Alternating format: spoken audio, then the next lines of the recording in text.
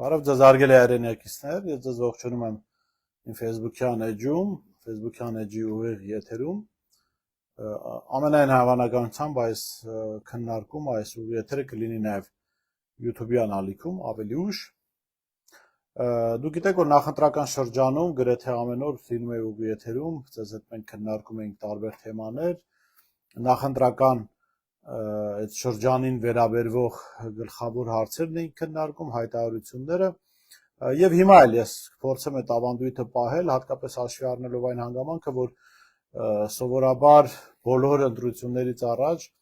քաղաքական գործիչները մի փոքր իրենց ավելի հանգստի են տալիս, փորձում են կտրվել այդ լարվածությունից նախընտրական,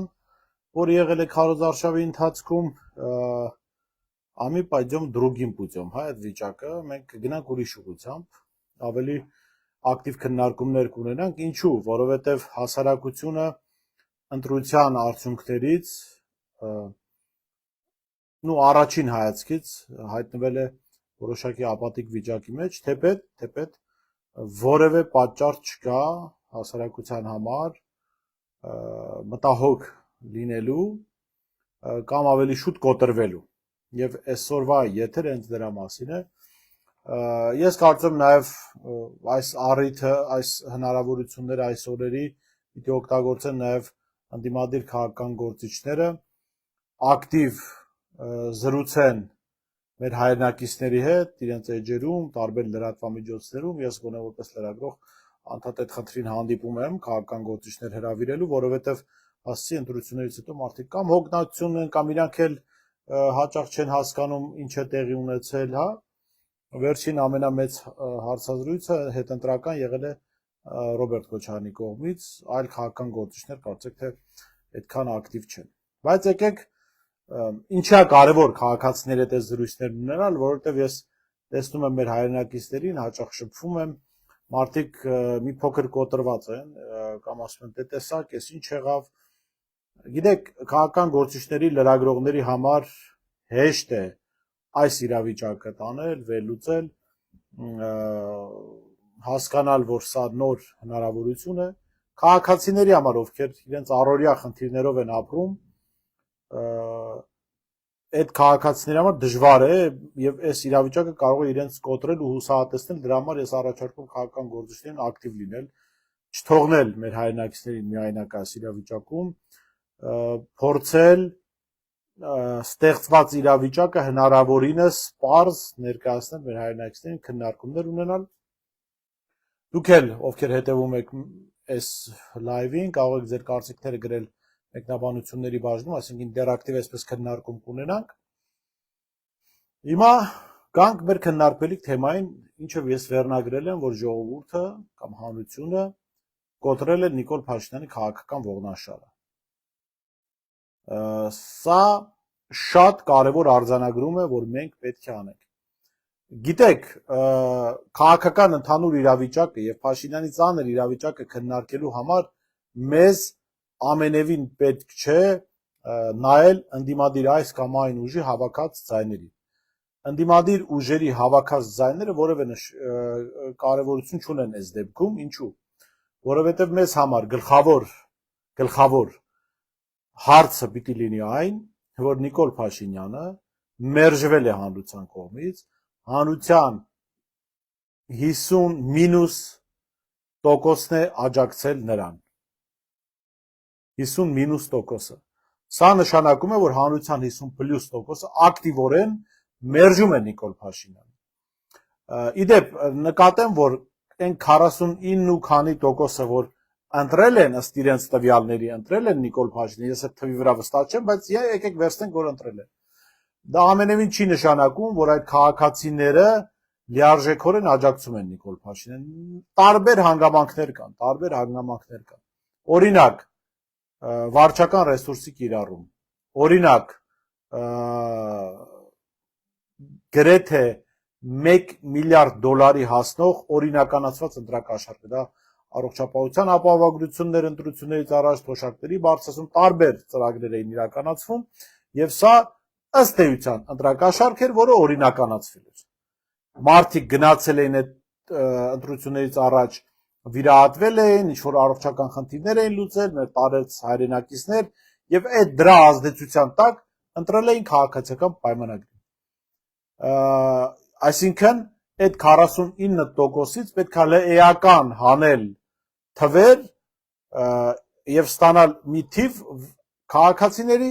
որոնք իրականում հավատում են Փաշինյանի ստերին, ոչ թե ինչ որ անձնական շահ ունեն, խնդիր են լուծել, այդ պահին գոհ են, այլ հավատում են Փաշինյանի վարած քաղաքականության։ Ես կարծում եմ այդպիսի քաղաքացիների թիվը 10-15%-ը չի անցնում, բայց իրենք էլ են, հիշում ենք մեր հայրենակիցները, մենք որևէ մեկին չպիտի թիրախավորենք, որևէ մեկի նկատմամբ ատելություն պիտի չունենանք։ Ես կարծում եմ, որ մենք ընդհանրապես Նիկոլ Փաշինյանին էլ չպիտի ատենք, անկախ նրանից, որ պիտի ազատվենք։ Ինչու՞։ Որովհետև Փաշինյանը հիվանդություն է։ Որևէ մեկը ատում է իր հիվանդությունը։ Հիվանդությունը իրողություն է, այսինքն փաստ է, որ դու ունես այսինչ հիվանդություն։ Դու հիմա ատես, չատես, այդ հիվանդությունը լինելու է։ Այդ հիվանդության դեմ պետք է պայքարել եւ պետք է բուժվել այդ հիվանդությունից։ Փաշինյանը հիվանդություն է, որից մենք պիտի բուժվենք։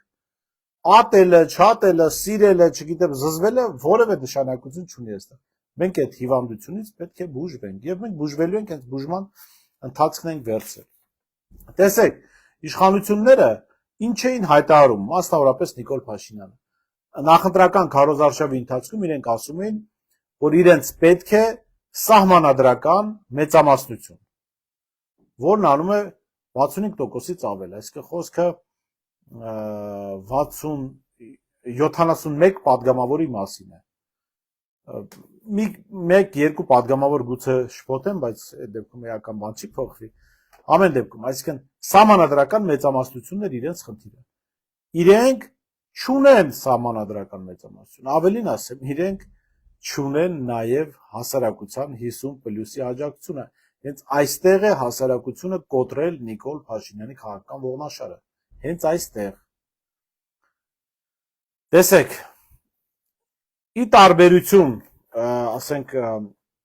կառավարության ձևավորման, որը ձևավորվում է բոնուսներով, չգիտեմ, հորինված տոկոսներով, փոշիացած, հետո ընտրական օրենսգրքի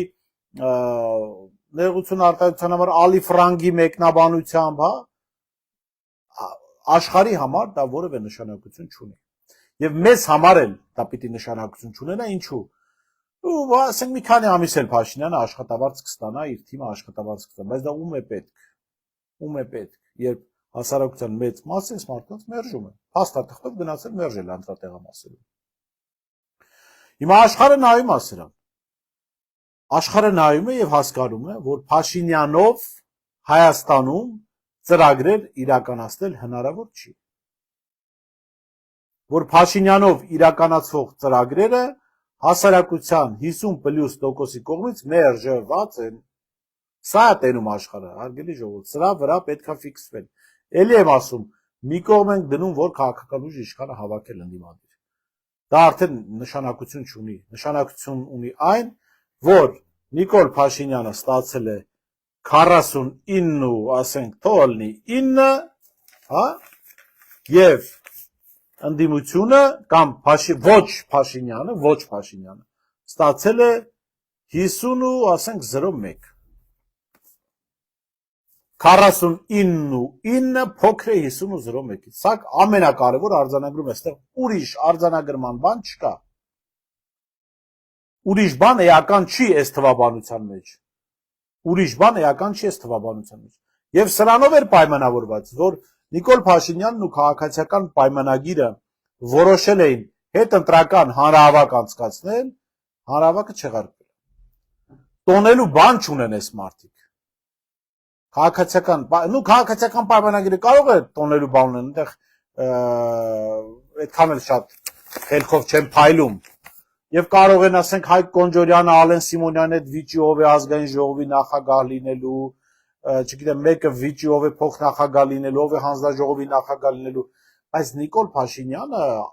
առնվազն Նիկոլ Փաշինյանը հասկանում է, որ իր գործը ճատրակուլի է։ Հասկանում է, որ աշխարհը իրեն, անգամ իր տերերը իրեն փոխելու սխեմաներ պիտի քննարկեն, արդեն սկսել են քննարկել։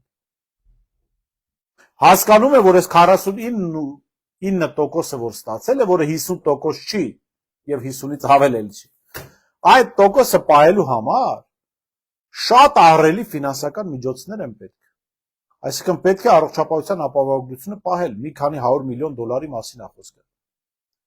Պետք է թոշակների բարձրացված մակարդակը պահել։ Պետք է Ռուսաստանի փակված ճանապարհից եկած խնդիրները լուծել, ֆինանսական խնդիրները։ Իսկ ինչ է անում Նիկոլ Փաշինյանը։ Ընտրություններից հետո տեղի ունեցած հենց առաջին կառավարության նիստում բարձրացնում է հարկերը ծխախոտի, խմիչքի, չգիտեմ, տասնյակ ապրանքների վերաբերյալ։ Հարկերը բարձրացնում, որ բյուջե լցնի, որտեղ փող են ծախսել։ Ես ասացի արդեն գրեթե 1 միլիարդ դոլար։ Հիմա այդ հարկերը հավաքելու է, ինչ ելնելու, քաղաքացիները դժգոհելու են, այս 49%-ը ռեսկի դառնալու է 12%։ Մարդիկ, որոնք գնացել են անվճար բուժում են ստացել, տեսնելու են, այս քթից վերում են այդ իբրև թե անվճար բուժումը եւ այլ տեղերից այդ փողը քերում են մարդկանցից։ Մարդիկ սա են տենալու։ Եվ այդ 49%-ը մի անգամից դառնալու է 12-15%։ Ինչու է կարևոր էս, երբ որ արձանագրվել է, որ հասարակության մեծ մասը մերժում է Նիկոլ Փաշինյանին։ Այս կոնֆիգուրացիայով Նիկոլ Փաշինյանը ուժ չի կարող կիրառել։ Լավ, եթե խելագարության կանխավարկածը հաշվի առնենք, կարող է կիրառել, բայց դրա տակ է մնալու։ Դրա տակ է մնալու։ Ինքը այլևս չունի լեգիտիմություն, հանրային լեգիտիմություն չունի, լավ։ Էլ եմ ասում, այդ ընտրական օրենսգիր սահմանադրություն մի կողմ դնենք, որը իրանք 100 անգամ ոտնահարել են, եւ որը հակաժողովրդավարական ճանապարհով ընդունվել 2015-ին, եւ որը չի արտահայտում ժողովրդի կամքը։ Գնեք, որևէ ժողովուրդ համաձայն չի, որ փոքրամասնության աջակցություն ունեցող քաղաքական ուժը առանց կոալիցիայի կարող է կառավարություն ձևավորել։ Սա ժողովրդի ցանկությունը չի, չկա ժողովուրդ, որը նման բան ցանկանա։ Չկա նման ժողովուրդ, որովհետև այս ընտրական օրենսգրքով ու սահմանադրությամբ Փաշինյանը կարող էր անգամ, ասենք 32% ստանալ ու կառավարություն ձևավորել, եթե իրենից պակաս ստացող ձայներ ունենային, մյուս ուժերը իրենից պակաս ստանային։ Սա խայտառակություն է, ժողովուրդը սրա հետ համաձայն չի։ Այլ բան, որ հիմա դեռ չի խոսում, բայց խոսելու է դրա մասին։ Այս ամեն ինչը, այսինքն տեսեք, անընդհատ ճգնաժամեր են լինել։ Դուք տեսաք ընտրությունից ընդամենը մի քանի օր է անցել, գյուղում, որտեղ 70%-ը Փաշինյանին է ընտրել, արդեն ուզում են ճանապարհներ փակել։ Խոսքը Ավշար գյուղի մասին է, որտեղ Ծիրանի մթերում չկա։ Մարդիկ իրենց միտքը թափում են։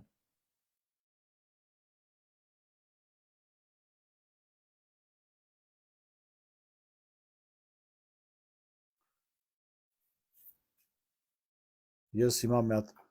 քաղաքացու Նարինե Ավետիսյան։ Ես ճիշտ ասած մանդատներ վերցնելու մասին չխոսեցի, արգելի Նարինե։ Ես խոսում եմ, ասում ընդդիմադիր ուժերի հավաքած ձայները մի կողմ են դնում, դրա մասին չենք խոսում։ Մենք խոսում ենք ընդհանուր հանրության տրամադրության մասին։ Ինչ ուզում եք ասել, Զավենովնային ընտրացրել, Նիկոլ չի ընտրել, սա է կարևոր։ Եթե հիշում եք, բանավեճերի ժամանակ ես միշտ արել եմ հետևյալ կոչը։ Ընտրեք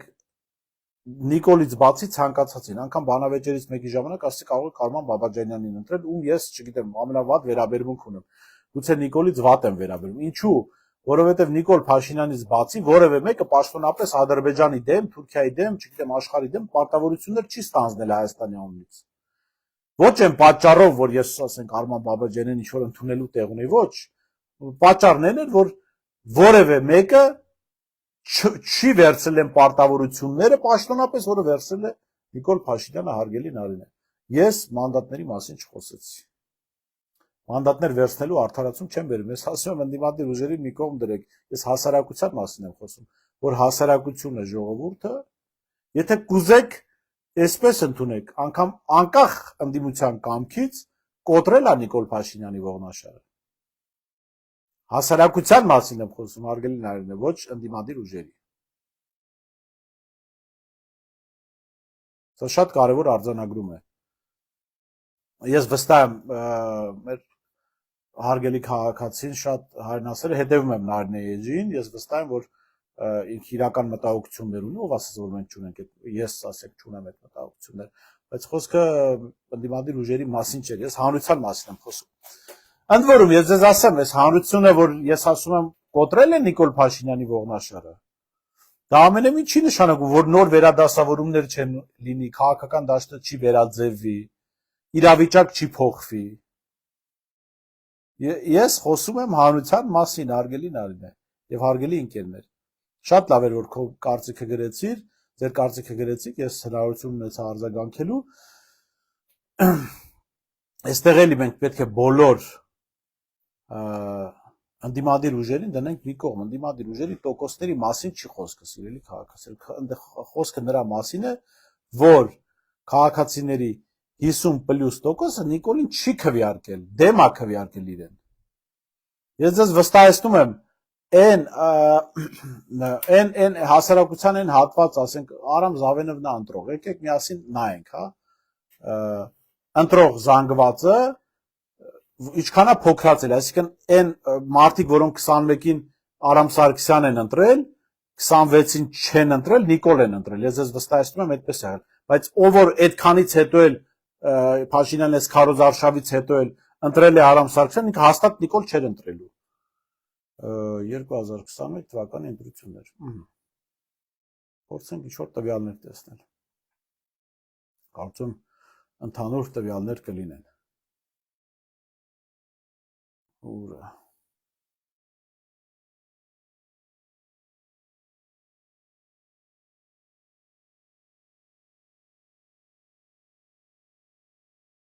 Ներողություն։ Հանրապետություն կուսակցություն, սիրելի Նարինե, սիրելի քաղաքացիներ։ 2021 թվականի ընտրություններին ստացել է 3.3%։ 2026-ի ընտրություններին ստացել է 1%։ Կամ մի փոքր ավել պակաս, գրեթե 3%-ը, 2%-ը իր ընտրազանգվածից գնացել ընտրել է Նիկոլ Փաշինյանին, բայց այս մի տոկոսը, որ իրեն մնացել է, ինքը պաստորեն որևէ պարագայում Նիկոլ Փաշինյանին չէր քվեարկի։ Շնորհակալ եմ, հարգելի Մանուկ, օգնելու համար։ Շիրինյան Բաբաջանյան այս բանը զույգը 2021-ին ստացել էր 1.5%։ Խոսքը կարծեմ 26000 ընտրողի մասին էր։ Այս անգամ երկուսը միասին հավաքել են մոտ 10000 ձայն։ Այսինքն իրենց ձայներից 16000-ը գնացել է քաղաքացիական պայմանագրին եւ Նիկոլ Փաշինյան եւ հասկանալի է ինչու է գնացել։ Տեսեք, վաղը հանրայինի եթերում բանավեճ է լինելու, ես եթեր գնալու, ես մասնակցել եմ եւ այս դրվագին անդրադարձել եմ, թե որտեղից Փաշինյանին այդ ձայները։ Տեսեք, ստեղծվել էր մի իրավիճակ, որ Նիկոլ Փաշինյանը հիբրիդային պատերազմի քարոզչություններ տանում, որ ռուսները հարձակվում են SN-ն եւ ռուսների կողմից էլ եղավ գործողություններ այս սանկցիաների տեսքով հասարակության մի հատվածը, որը Փաշինյանին չէր ընտրելու, ասենք ընտրելու էր Բաբաջանյան, Շիրինյան, չգիտեմ, այս զանգվածին, մի քանի տասնյակ հազար մարդ գնացել քվեարկել է Նիկոլ Փաշինյանին, ելնելով այդ Փաշինյանի ներկայացած արտաքին սպառնալիքից։ Եվ այդ ֆոնին այս մարդիկ իրենց ձայները կորցրել են, բայց այն ձայները, որ այսքանից հետո քվեարկել են իրենց ոչ Նիկոլ Փաշինյանին, այդ մարդիկ Նիկոլ Փաշինյանին չեն ընտրելու եւ չեն ընտրել, որևէ պարագայում չեն ընտրելու, հա։ Այսինքն իրենք մերժել են Նիկոլ Փաշինյանին, սա շատ կարևոր արձանագրում է։ Հա, երբ որ Նիկոլ Փաշինյանը ունի հանրային լեգիտիմություն ընտրական օրենսգրքից զատ, կառավարություն ձևավորելու մասին չի։ Ինքը այլև այդպես շատ ուժ գործադրելու հնարավորություն էլ չունի։ Եվ մյուս կողմից, անընդհատ, եթե հիշում եք ընտրությունից հետո իմ առաջին ուղի եթերում ես խոսել եմ, որ անընդհատ լինելու են ճգնաժամեր, սա ճգնաժամածին կառավարություն է ունենալու Նիկոլ Փաշինյանը։ Հիմա Աֆշարի բնակիչներն են ուզում ճանապարհ փակեն, վաղը ուրիշ մարդիկ փակեն, ու էլի եմ ասում, այստեղ ընդդիմությունը արդեն որևէ կապ չունի ովքեր են ընդդիմադիր ուժերը։ Այդ մարդիկ առանց ընդդիմության են այդ ճանապարհը փակելու։ Առանց ընդդիմության են այդ գործողություններ անել։ Փաշինյանի բանը կյանքը վերածվելու է դժոխքի։ Եվ ինքը ելք չունի այդ դժոխքից, որովհետև Ռուսաստանը սանկցիաներ է կիրառում, մարդիկ ահռելի կորուստներ են կրելու, որպեսզի պատկերացնեք ինչ ֆինանսական կորուստների մասին, ասենք մեր հարևան գյուղը, որը ձայների գրեթե 80%-ը տվել է Նիկոլ Փաշինյանին, այդ գյուղ ամեն տարի 3-ից 4 միլիոն դոլար գումար է մտնում ծիրանի մթերումից։ Հիմա պատկերացնում եք այդ մարդիկ ամբողջ տարի դրանով են ապրում։ Այդ 3-4 միլիոն դոլարը չի մտնելու այդ գյուղ, կամ պակաս է մտնելու, էական պակաս է մտնելու։ Հիմա դա բերելու է դժգոհության, իհարկե բերելու է դժգոհության։ Իսկ ումից են դժգոհ լինելու, անդիմությունից դժգոհ չեն լինելու, իհարկե Նիկոլ Փաշինյանից։ Այդ դժգոհությունը գալու է Նիկոլ Փաշինյանի դուրը եւ արդեն իսկ ինքը շատ հնարավորություն չի ունենալու ճշել մարդկանց ուժայինով։ Եվ հետո այս տարի միայն արտաքին պարտքի սպասարկումը 2.6 միլիարդ է կարծեմ։ Մի փոքր ավել պակաս գուցե։ Դեռ փողեր պիտի դուրս տա, այսինքն բացի նրանից, որ ինքը գրեթե 1 միլիարդ դոլար օրինականացված ընտրակաշառքի տեսքով ծախսել է այս ընտրությունների վրա, դեռ 2.6 միլիարդ էլ պետք է դուրս տա։ Ու այս ամեն ինչին միացրեք գումարեք արտահանման ճգնաժամը, որ կա, այսինքն նոր գումարներ չեն գալու Հայաստան։ Հələ մենք չգիտենք, ասենք այն քաղաքացիները, մեր հայրենակիցները, որոնք ապրում են Ռուսաստանի դաշտությունում, այդ մարդկանց թողնելու են աշխատել Ռուսաստանում եւ փող ուղարկել Հայաստան, տրանսֆերներ անել։ Եվ այդ եկած արտարժույթը Հայաստանի տնտեսությանը օգուտ է, եթե արտարժույթը դադարելու է գալ, Հայաստանի տնտեսությունը վնասներ է կրելու։ Եվ էլի դրա տակից պետք է դուրս գա Նիկոլ Փաշինյանը։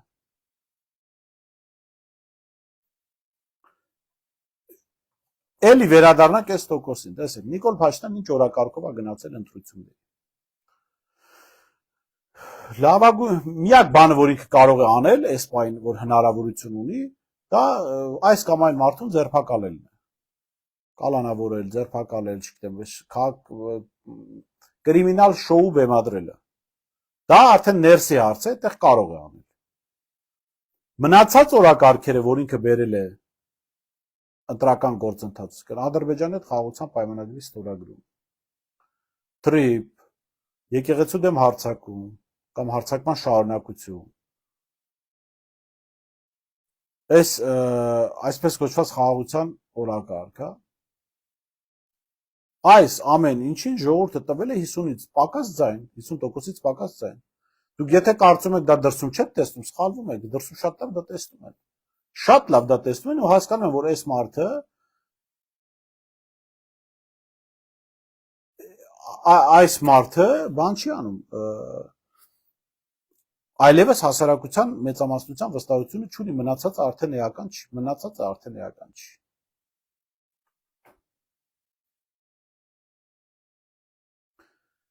Գիտեք, այստեղ հարց կար Եսայի Մխիթարյան, Բորիս ջան, բայց ընդդիմության մանդատ վերցնելը սխալ չի։ Տեսեք, ես դες անկեղծ ասեմ, ընդդիմության մանդատ վերցնելն էլ կարող է սխալ լինել, չվերցնելն էլ կարող է սխալ լինել։ Ու ասեմ ինչու, եթե ասենք վերցնում են ու չգիտեն հաջորդ քայլի ինչ են անելու, եւ եթե չեն վերցնում ու էլի չգիտեն հաջորդ քայլի ինչ են անելու, երկու դեպքում էլ այսինքն արդյունքը չի փոխվելու։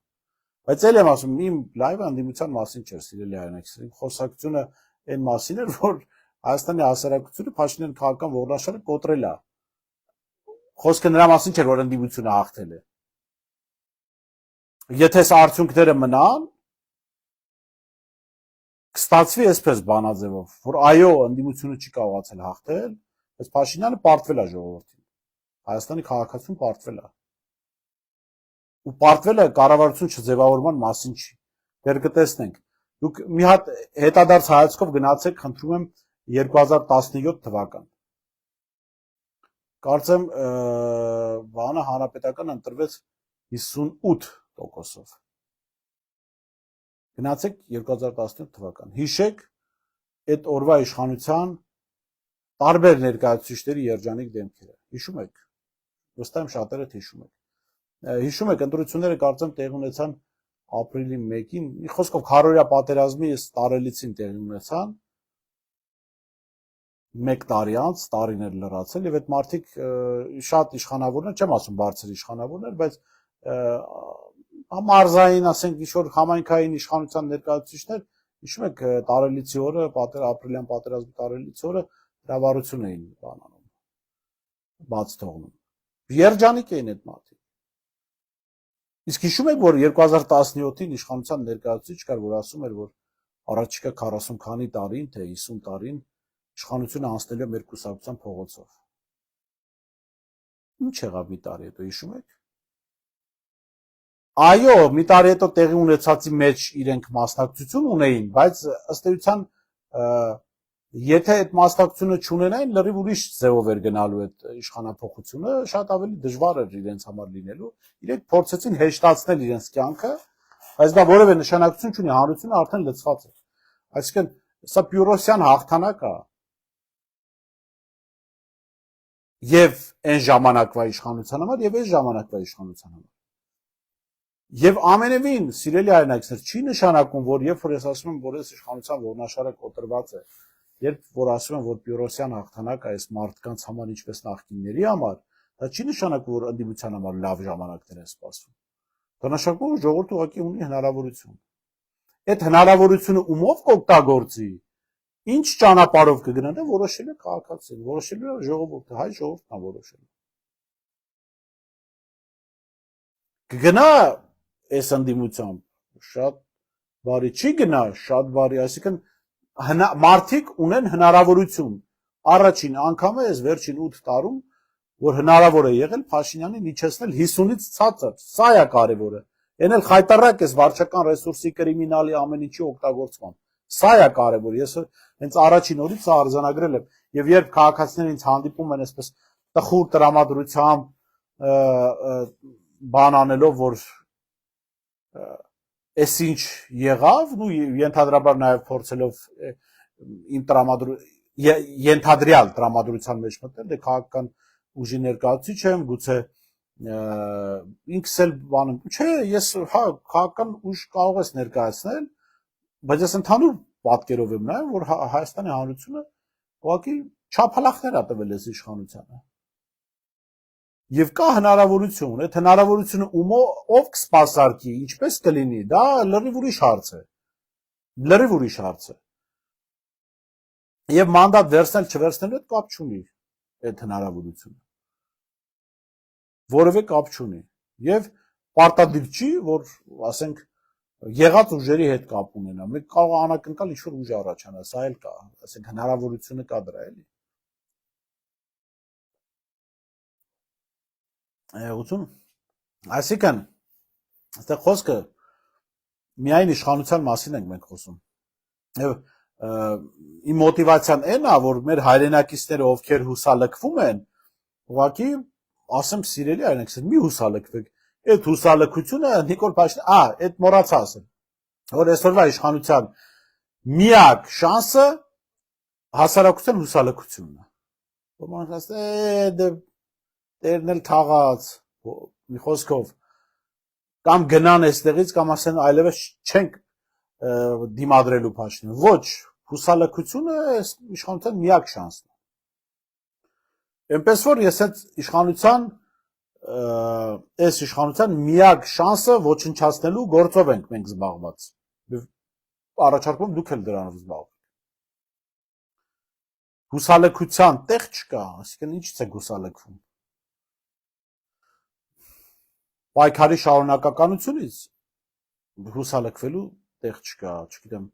Հայաստանում ապրելուց էլի հուսալքվելու տեղ չկա։ Որ Նիկոլի ռոժն ենք տենալու, հետո ոչինչ մի քիչ էլ կտեսնենք։ Հետո այդ ռոժը գուցե ճաղերի հետևում տեսնենք։ Այսինքն այս քննարկումը հուսալքության դեմ է, որ քաղաքացիները, մեր հայրենակիցները իրավունք չունեն հուսալքվելու։ Այո, մի պահ տրամադրություններս կընկնի, մի քիչ բան կանենք, բայց գիտեք, այն կենաց ասելու մակարդակի չեմ ասում լավ է լինելու։ Եթե ուզենք, այո, լավ է լինելու, բայց լավ լինելու համար մենք պիտի փոխվենք։ Մի քիչ պիտի փոխվենք։ Ինչի պիտի փոխվենք, որ այս հետևանքը, տեսեք, առողջ մարմինը հիվանդացել է։ Հիմա եթե այդ մարմնի տերը հուսալքվի, հիվանդությունը չի անցնելու։ Ինքը պիտի փոխվի, այսինքն պիտի սկսի առողջանալ։ Պիտի սկսի անհրաժեշտ բուժում ընդունել։ Պիտի սկսի անհրաժեշտ գործողություններ անել, անհրաժեշտ վարքով ապրել, անհրաժեշտ միջավայրում ապրել եւ հաղթահարել այդ հիվանդությունը։ Հիմա այս ընտրություններով ցույց տրվեց, որ հիվանդությունը հաղթահարվում է։ Պատկերացրեք,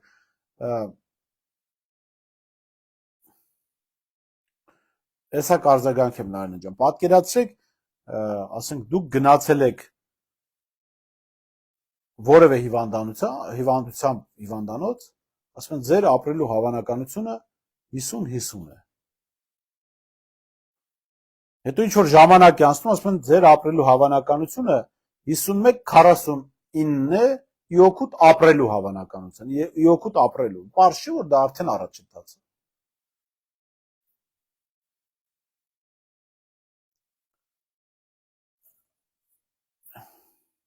Նարինեն հարցնում է, որ Երևանի քաղաքապետի օրինակով կարող եմ ասել, որ եթե անգամ Նիկոլը 30% ձայն հավաքի, նա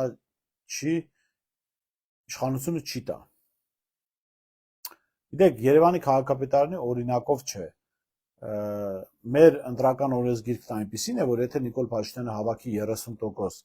ասենք ընդդիմադիր 2-3 ուժ, մարդը 7%, Նիկոլ Փաշինյանը էլի իշխանության կմնա, որովհետև ընտրական օրենսգիրքն է այդպիսին, խայտարակ սահմանադրություն ունենք եւ սրա համար պետք է շնորհակալություն հայտնել նախկին իշխանություններին, ճակերտների մեջ շնորհակալություն։ Բայց գիտեք ինչ, հարգելի Նարինե, հանրային տրամադրությունները համապետական process-ների տեսանկյունից հնարավոր չի կառավարել, երբ դու այդքան աջակցություն չունես։ Այսինքն դու հնարավոր է կառավարել, արյամբ ու զենքով, բայց Հայաստանը այդ հնարավորությունն էլ չունի։ Այսինքն փոքր պետություն, փոքր տնտեսություն, շրջափակված, մոնոէթնիկ, ու գրեթե մոնոէթնիկ, այդ հնարավորությունը գրեթե նվազ է։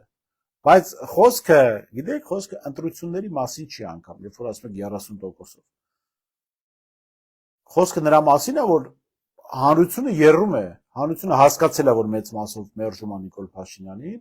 աշխարհն էլ է դա հասկացել, աշխարհը հասկանալու է հանրության ցանկացած ընդվզում, որովհետև տեսել է, որ լավ ի վերջո այդ հետախուզական ծառայություններն էլ են աշխատում, չէ՞։ Եղեցում։ Հետախուզական ծառայություններն էլ են աշխատում, հասկանում են, չէ՞, Հայաստանում այդ Նիկոլ Փաշինյանը 45%-ը ոնց է ստացել։ Հասկանում են, չէ՞, որ 45%-ը Նիկոլ Փաշինյանի աջակիցները չեն։ Նրանք մարդիկ են, նրանց մեծ մասը մարդիկ են, ովքեր սոցիալական ծանր վիճակում են եղել, իշխանության տրված աջակցության ֆոնի գնացել քվեարկել են, այդ մարդիկ երբեք Փաշինյանի համար փողոց դուրս չեն գա։ Երբեք Փաշինյանի համար փողոց դուրս չեն գա։ Եվ բոլոր լուրջ պետությունները այդ ամեն ինչը ֆիքսել են։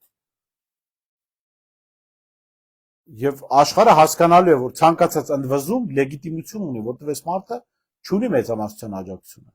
Իսկ այդ ընդվզումները լինելու են, չեն կարող չլինել, Ավշարից արդեն սկսել են մարդիկ ուզում են ճանապարհ փակել, դեռ էլ մի քանի օր է անցել ընտրություններից ու դեռ էլ Ծիրանի հարցն էլ որոշված չի կմթերվի թե չի, ուղղակի կասկածում են, որ կարող է չմթերվի, իսկ դու պատկերացրեք, որ չմթերվի, այդ դեպքում ինչ անելու։ Այդ դեպքում պետք է տեսնել Նիկոլ Փաշինյանն ինչ անել։ Հասարակությունը կարող է ինքնակազմակերպվել, խմբեր կարող են ձևավորվել, այդ խմբերը կունենան իրենց պատասխանատուները, այսինքն անկախ էլի անկախ ընդդիմությունից, ժողովուրդ, սրա մասին չի խոսքը։ Անկախ ընդդիմությունից կարող են ձևավորվել տեղում խմբեր, մարդիկ իրենց որևէ process-ով դուրս գան պայքարի։ Չգիտեմ, մեկը հանքերի դեմ, մեկը կատուների բռնաբարման դեմ, մեկը շների ստերջացման դեմ, որ լավ չեն ստերջացնում, էլի հղիանում են այդ շները, դուք տեսաք Կարոզ Արշավին այդպիսի բան էլ եղավ, որ պարզվեց նրանց ստերջացած շները հղիանում են, այս կարգի անպիտան։ Այսինքն ամեն դեպքում մենք գալիս ենք դրան, որ հուսահատության դեմ պետք է պայքարել, հուսահատության տեղ չկա։ Հուսահատության տեղ չկա։ Դժգոհ եք այս կամ այն ուժից,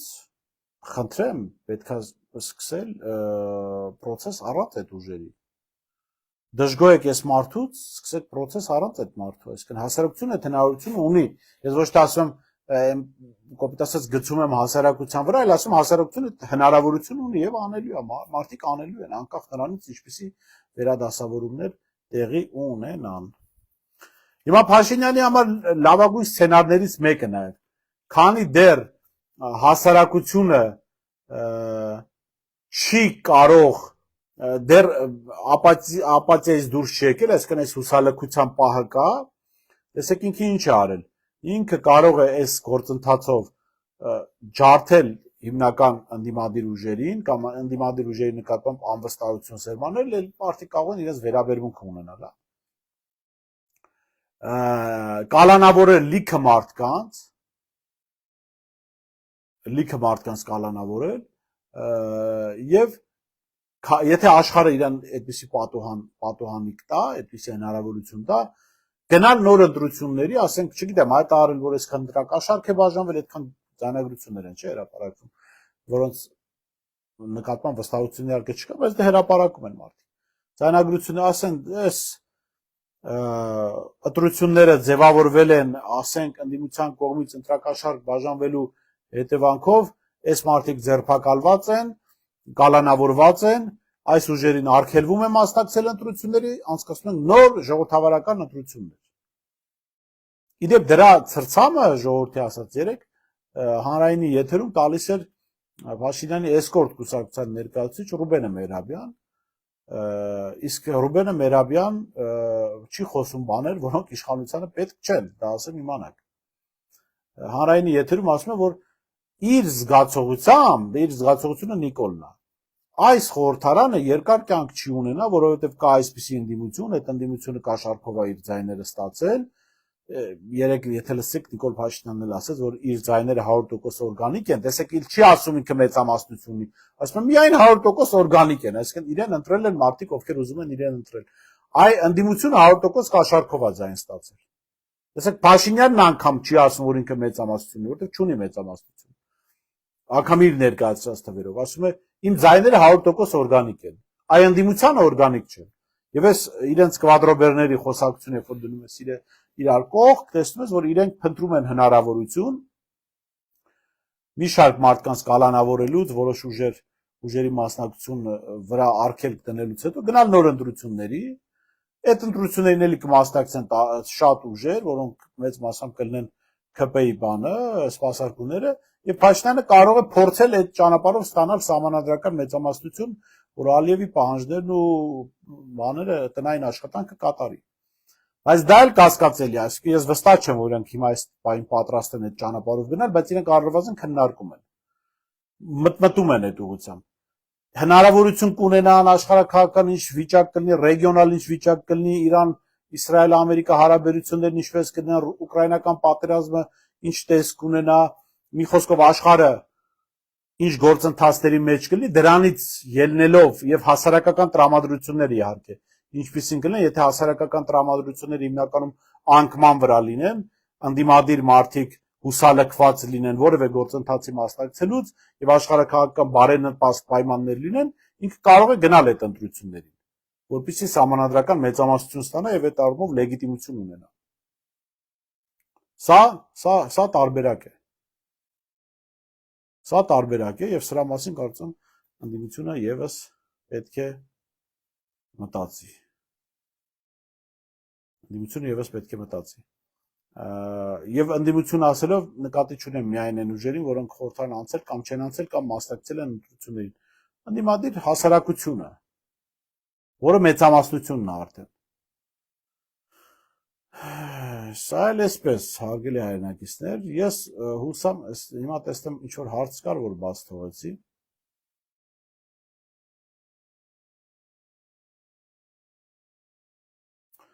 Ես անկեղծ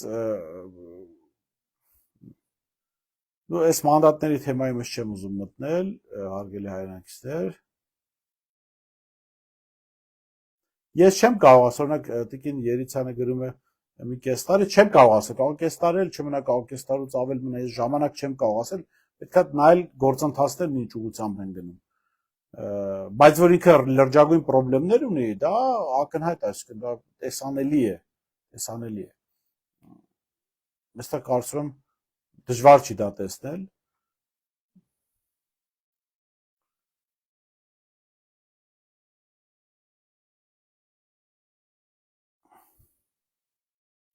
Չգիտեմ, ամեն դեպքում մեր հարգելի հայրենակից Նարինե Ավետիսյանի վերջին արձագանքը տա, ես կարծում ես այդքան ժպտալու բան չեմ ասում։ Փորձեցի